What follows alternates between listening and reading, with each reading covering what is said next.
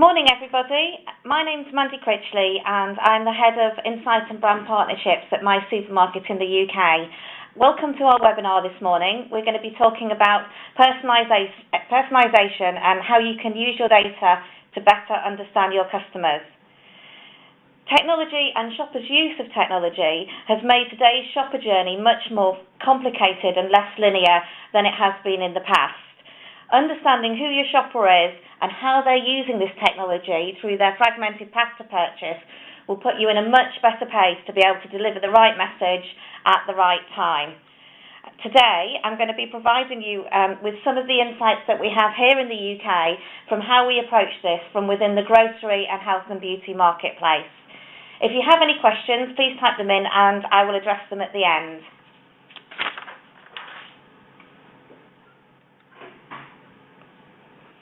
Firstly, really just to introduce My Supermarket and who we are.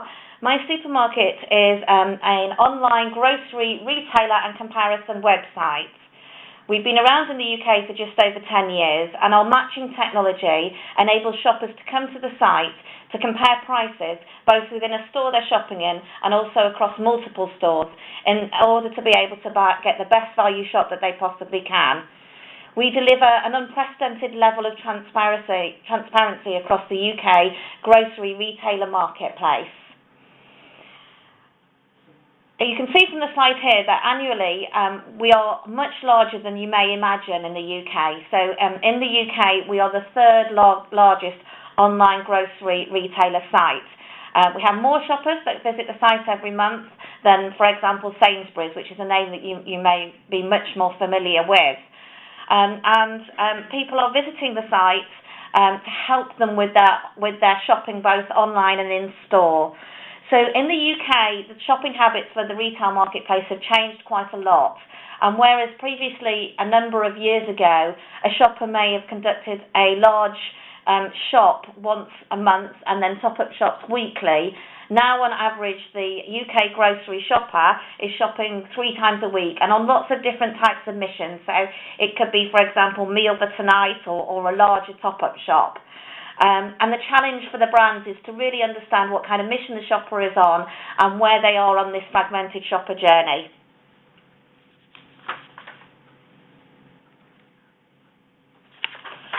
So why are we qualified to talk to you about this? Well, firstly, we are, as you've seen, number 3 in the UK marketplace. We have 27 million shoppers that visit the site every single month. And they're visiting the site to do a number of different things. They're visiting the site to build baskets and to inform their shop. But what this provides us with is annually we have a panel of 200,000 online grocery shoppers, which is the largest online shopping panel in Europe.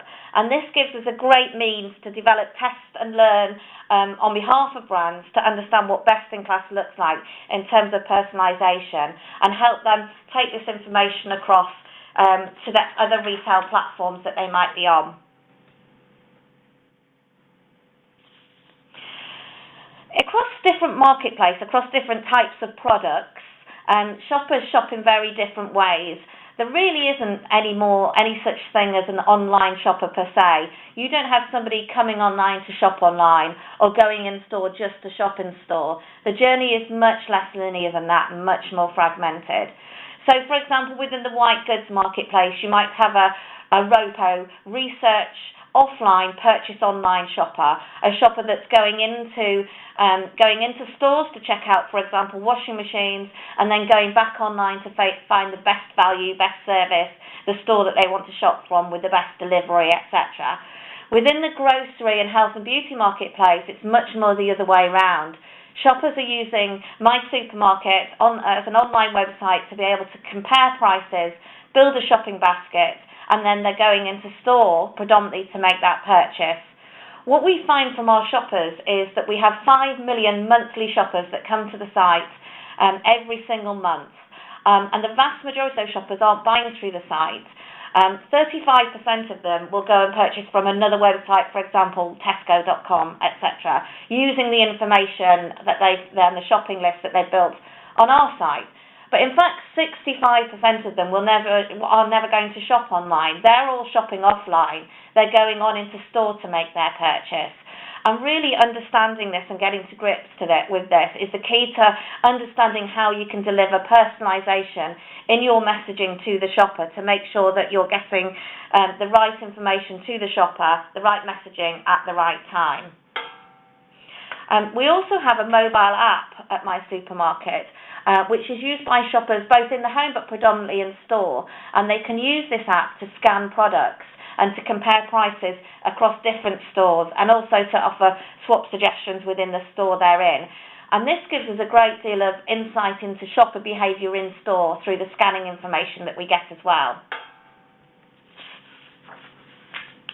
What we do know is that 49.5% of shoppers that research a specific product category on our site will go on to buy in-store from that product category within 2 days on average. So 49% of people that research one specific category will buy from that category. It does, of course, vary across different categories and the different kind of missions that a shopper is on. So, for example, nappies is a high research category, and 67% of people that come to our site to look at the price of nappies will go on to buy nappies in store within 2 days. But in fact, we also have products like, for example, frozen peas, where 37% of people that research frozen peas on our site will go and buy in store within 2 days. And clearly these shoppers are on a much different mission to the nappy shoppers. They're quite often putting a number of products in a basket and specifying a mini top-up shop, a meal for tonight, for example.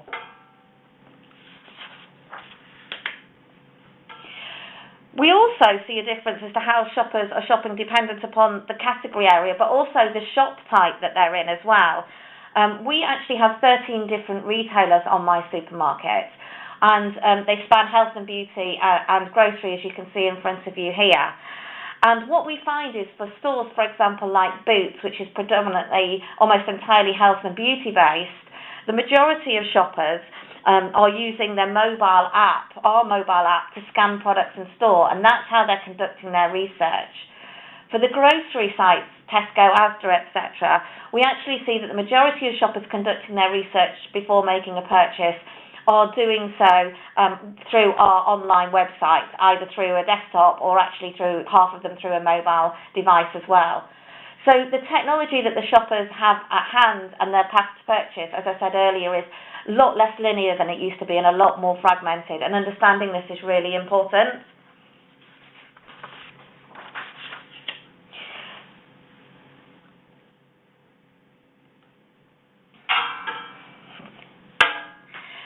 Researching online is particularly important across specific categories. We can see that for fragrance, for example, it's almost always, from the shoppers on our site that look at fragrance, they're almost entirely researching it prior to making a purchase in store rather than buying through the site. And that's also true for other high-value categories such as lip products, spirits, etc.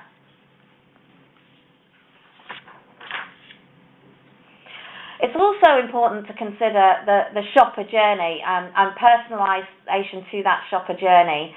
If you think about your traditional main estate store, the shopper walks in the front entrance and walks up and down the aisles, and they might miss out a couple of different aisles if they're not of interest.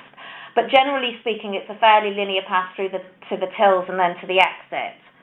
Online, it's very different. There are numerous entry points to the site, and the shopper isn't obliged to go down any or all aisles at all. So, for example, the shopper can come in via Google straight through to a product page, or they could do the traditional shop down an aisle by choosing the aisles at the top of the navigation, or they can put in a search term and go straight to the product that they want. And the challenge for brands is to understand this element of the shopper journey so that they can personalise the messages directly through to the shopper depending on how they are going to find their products.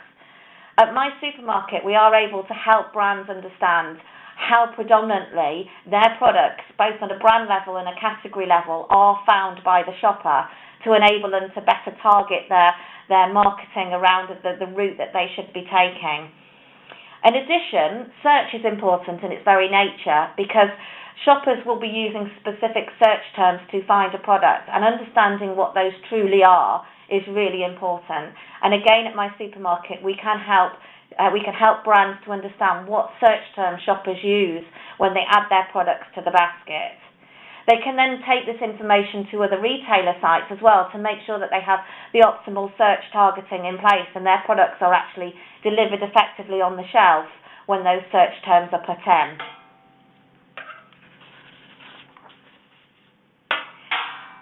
We can also help brands to understand what the actual shopper journey is in terms of time of day and day of week. So what we can see here is that coffee is predominantly bought on a Monday at 9:30 in the morning, and it's not the same for all products. Depending on what mission the shopper is on, it will have a different peak at a different week, different day and different time of day. And in the wonderful world of digital marketing, you are able to target very effectively how you deliver your media messaging to make sure that you're reaching the shopper when she is in that key consideration phase.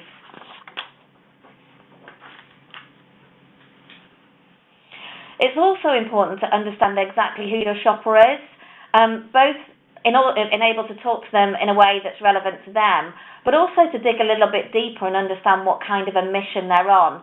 Because somebody shopping today for their weekly shop is on a completely different mission to somebody using the site to research prices to buy products for the weekend for relatives coming round for dinner, for example. They're on different missions and different messaging will work to them.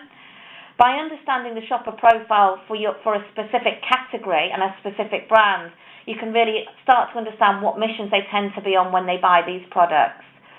So, for example, we can help you know who the shopper is, what their general spending level is, but also what other categories are in the basket at the same time as they're purchasing a specific category, and what are the brands are the ones that are likely to over-index, so you can get a real view of what their shopper mission is and what their experience levels are at that stage. In terms of personalisation, it's also important to make sure that where you're delivering your product images, you're doing so in a way that best resonates with the shopper and gives them the information that they want. Online, they can't pick a pack up and they can't pick it up, hold it in their hand, feel how heavy it is, look to see how many products there are in there. So it's important to test and learn to understand how best to put your product images across. So in some of the examples we have here, we have a typical impulse product, which is chewing gum, which we're rotating to grab the shopper's attention because it is an impulse product. We're also demonstrating a number of products in a box of tea bags, for example, and showing a serving suggestion for frozen food, which often has challenges within the online sector.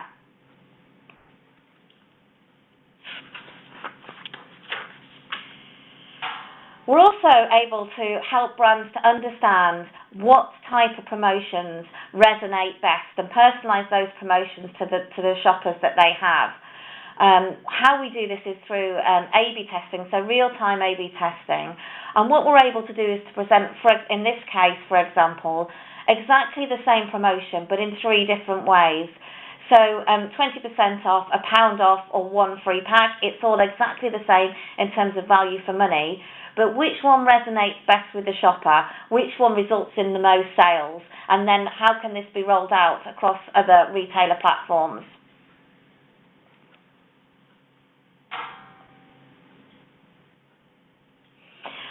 By looking deeper at a shopper's basket composition, you're able to market very personally to them based on what they're buying, but also what they're likely to buy as a consequence. We are able to have a look at over-indexing products within the basket. And what you see here is that when somebody is adding Warburton's bread to their basket, there are several over-indexing products. The top over-indexing product is actually Lurpak spread. And while that might seem fairly obvious, somebody adding spread to their basket when they've got bread in their basket, we have over 50 different types of spread within each of our retailers on the site. And they're only adding one. There's only one product that features in the top 10, which is the Lurpak from the spreads. The other products that are in the basket tend to be from the family shop, so tin soup, tin goods, etc. And what you can see here is that through our site, we're able to deliver very precision-based marketing based on exactly what they're adding to their basket in real time to encourage them to, as they're adding Lurpak to the basket, in this instance, to add Warburton's bread as well. We know from the data that we have that this is a very relevant and personalised message to this shopper.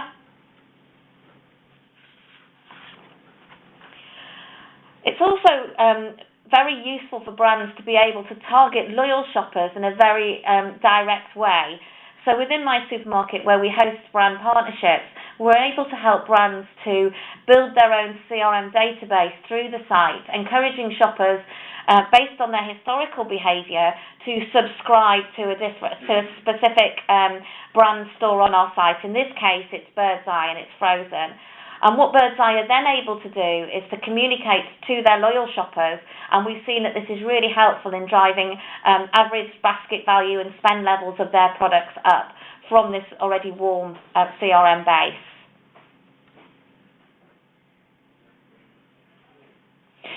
Finally, and I think very importantly, is how you continue, once you've learnt about the shopper and their purchase intent, to message to them in that really key purchase intent time before them having researched online and purchasing offline. Because they come to our site and they build their messaging and then they go away, and there's an average 2-day window before they make that purchase. What we've been able to do at My Supermarket is to actually provide audience segments of shoppers within specific categories and allow brands to continue to market to those shoppers in that key window wherever they are on the internet, so that you're really making sure that that you're continuing that messaging in that path to purchase right down to the end of the funnel into store.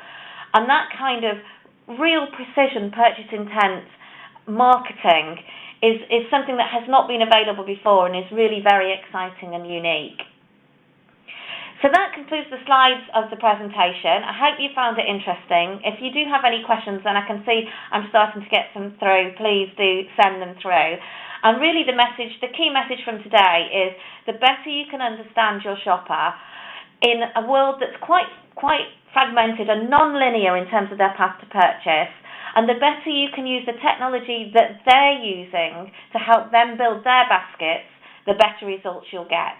I hope you're able to take something out of this and apply it to your own discipline areas and retail areas, and I hope you found it enjoyable. Thank you.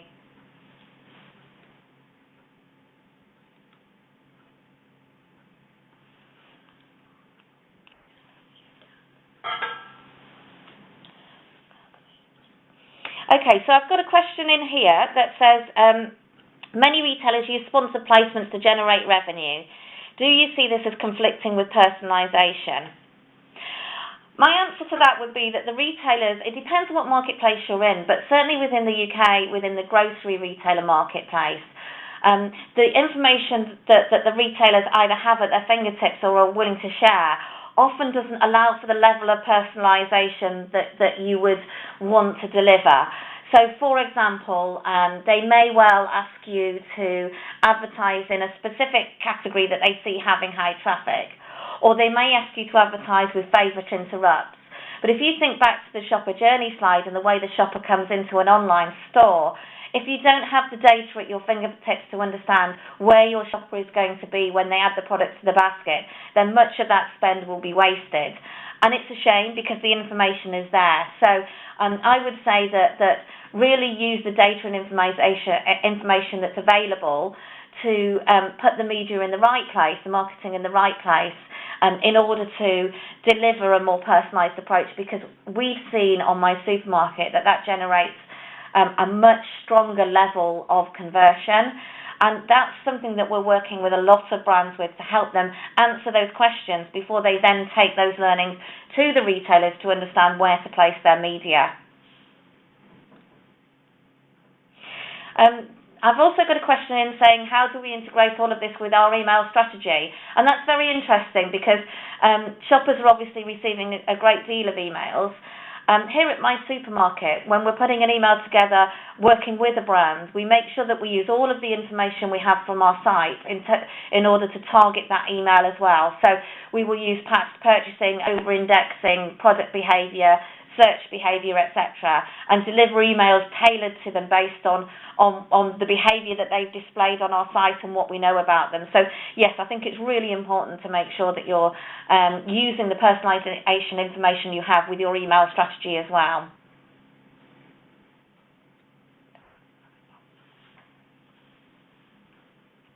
Okay, I've got another question in. A good personalisation experience needs the customer to be identified consistently in real time across different channels. Where do you see this being done well?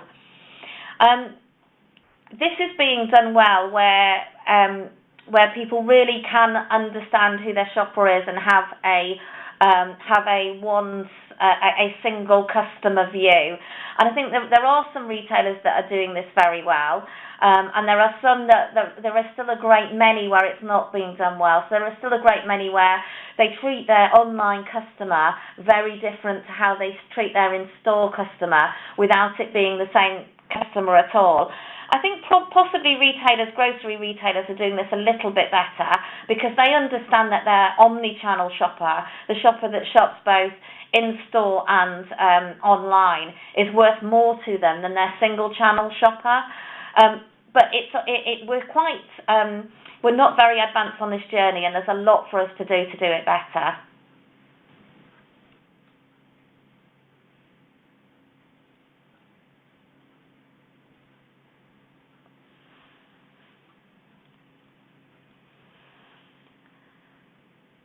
Okay. And I've got a question here about social, which is really interesting. What do you see social having? What role do you see social having playing part in the personalisation journey? It's clear that social media is really strong in this. It knows a lot about who the shopper is and other information about them that you don't get just from looking at their shopper behaviour. It's still learning how to integrate this, though, within the shopper journey, and they're still struggling to understand what the end result is of media that they deliver on their site.